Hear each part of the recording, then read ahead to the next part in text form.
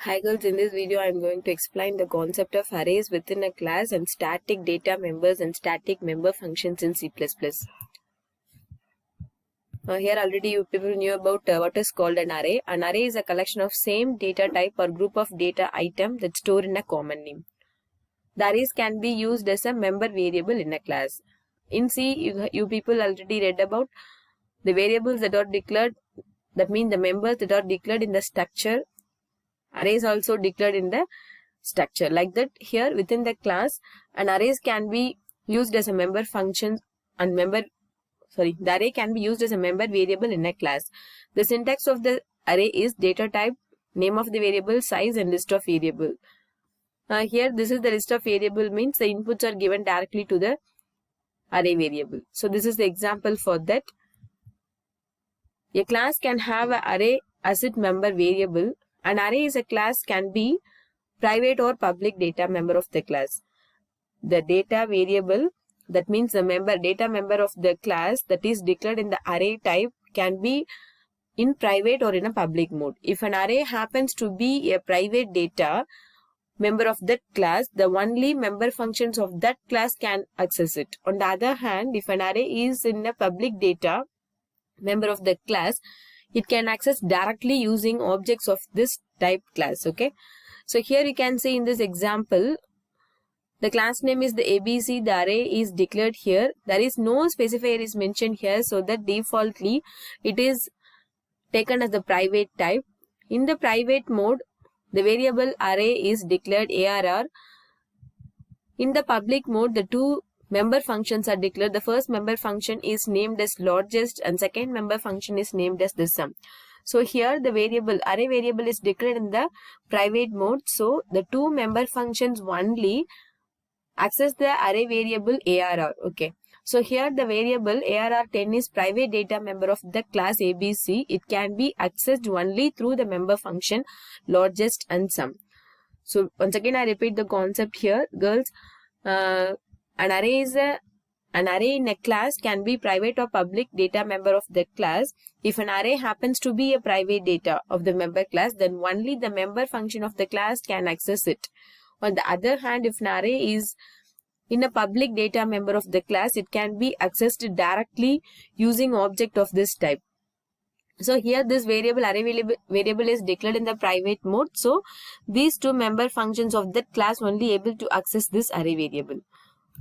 So this is also one of example of array within a class. Here the size of the array is given as a variable 10. Here the class name is array. Within that, the array variable A is declared. The size here is the 10, that is declared about the class. Here also the array variable A is declared in the private specifier. So this array variable A is accessed only by the public members of that class, set value and display. Okay. So the next one is the memory allocation of objects. We have stated that the memory space for object is allocated when they are declared and not when the class is specified. Actually, the member functions are created and placed in the memory space only once when they are defined as a part of the class specification. Since all the objects belonging to that class use the same member functions. So just keep this point. All the objects belonging to that class can use the same member functions. No separate space is allocated for member functions when the objects are created. Only space for member variable is allocated separately for each object. Girls, keep it in your mind that for a class, you can create many number of objects. For that, all objects belonging to that class use the same member functions. No separate space is allocated for the member functions when the objects are created. But only space for member variables is allocated separately for each object. Separate memory locations for the objects are essential because the member variables will hold different data values for different objects. Okay. You people just imagine and think this. Separate member locations for object are essential because member variables will hold different data values for different objects. So here in this example, the member functions, for a class, there are n number of objects can be created. If we created 2 objects, 3 objects for the same class, the member functions share the same memory, but if you create, but the data variables for each objects are different. Okay. For example, here in this class, product is the class name, 2 data members are here. For example, here the object created for this class, for the class product, the object created are P1, P2, P3. Here the 3 objects are created. For the 3 objects, the memory allocation of the member functions are shared by the 3 objects P1, P2, P3. Here the member functions are get data and put data. So these member function 1 and member function 2 is shared for the 3 objects. But the data member of that class is PN and cost. These 2 are the data member of the class. Data member 1 is P number. Data number 2 is cost. According to this class, the 3 objects are created. For P1, for the object P1, the data member is different. For the object P2, the data member is different memory location. For the object P3, the data members are stored in the different memory locations. Okay, can you clear? Once again, I repeat the concept, guys.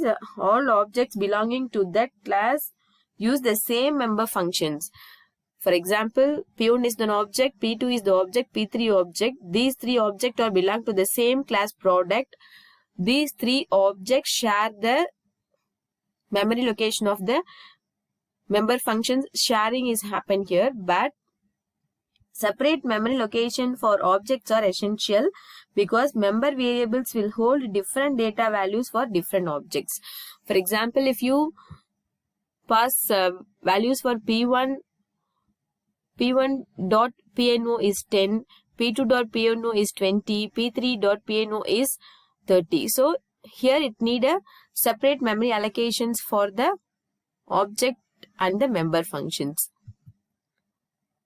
The next one is the static data members. It is visible only in the class in which it is defined, but its lifetime starts when the program starts its execution, ends when the entire program is terminated. So this one also very important point here. Start when the program starts its execution, ends when the entire program is terminated. It is normally used to share some data among all objects of a particular class. The main difference between normal data member and static data member is that each object has its own variable of normal data member. On the other hand, static member is shared among all objects of the class. I already explained in the memory allocation of object, the data member for each object is different. Only the member function is shared by the objects. But here, the main difference between the normal data member and the static member is each object has its own variable of data member. But when the variable is declared in the static data, when the data member is declared in the static mode, on the static member is shared among all the objects of the class. Only one memory location is created for static data member that is shared among all objects. So the syntax of the static members are before the data type, you have to mention the keyword static. So the syntax is static type variable name. And the definition of this syntax is type, class name, scope resolution and the variable name. Sometimes if you give the value directly to that variable name by using the equal to assignment statement. Static member exists even if no class instances exist, remain in scope of class. Can only be accessed from outside if declared public. So in this example, the variable count is declared in the static data type. This variable is declared in the integer, but these 2 variables are declared in the private access specifier. So only the member functions of that class only access the 2 variables. So here there are 2 member functions. The first member function is get data. The second member function is get count. So these 2 member functions are declared in the public specifier. In the get data, the inputs are assigned. In the get count, the count value is displayed. Here the main function for the class item, the class name is item. For the class item, 3 objects are created, A, B, C. You don't confuse here. For a structure, you can declare a structure variable. For a class, you can declare an object. That's only same concept only here. Here the member for the first object, the get count is called. Here the count is declared in the static mode. When the static means the initial value of the variable is declared as 0. So here the member function get down is called. First time the get down function is called, it will return the value 0. Second time by using the object b, the get count member function is called again. At the time also the member function is called here. The value of the count is 0 again. The third time the get count member function is called with the object c. At the time also the count value is 0.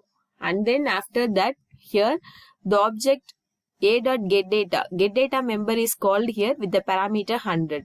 Here the variable a receive the value of 100, that is the integer type.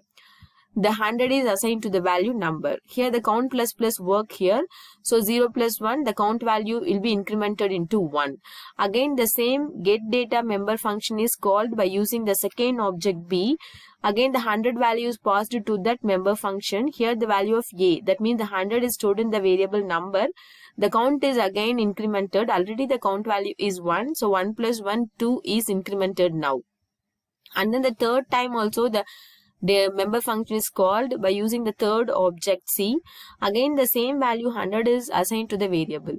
So here the value of a is 100. So third time with the object c is called here. So the value a, that means the 100 is stored in the number. The count value is increased now to, already the count value is in the 2. 2 plus 1, the 3 is the count value now. So after that, after reading the data, again the function is called now. Here the a.getCount with the object of a. The getCount function is called now. Now the value of count is 3. Throughout the program, the value of count is 3 only. When the program is terminated, it will,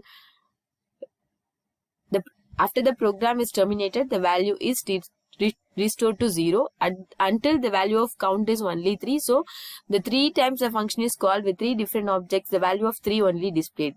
First time getCount is called with the object a, the value 3 is displayed. Second time also 3 displayed. Third time also the value 3 is displayed. So that is the static data members. So already I explained you that the difference between the static data member and the normal member. In the static data normal members, here the normal member have separate memory allocation. The normal data member for each object has a separate memory allocation. For the if you declare a data member in the static, it share the memory locations. All the objects, if a class have 3 objects, all the 3 objects share a common memory for that. You can see in this picture, the count value is declared in the 3.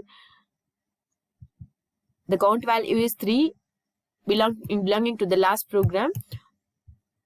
So the 3 objects share the count value only. There is no separate data value for the object 1 also. The static data member shared by the static member function count is shared by the 3 object 1, object 2 and object 3. Okay. So it is initialized to 0 when the first object of this class is created. Only one copy of that member is created for the entire class and is shared by all the objects of that class, no matter how many objects are created. It is visible within the class, but its lifetime is the entire program. So I think you clear in this concept. The next one is the static member function. A function is made static by using static keyword with function name. It can be called using the object and the direct member access dot operator, but it's more typical to call a static member functions by itself using class name and scope resolution operator. A function is made static by using static keyword within the function name. Here the function f is declared as a static here. The function is called calling member function directly with the class name.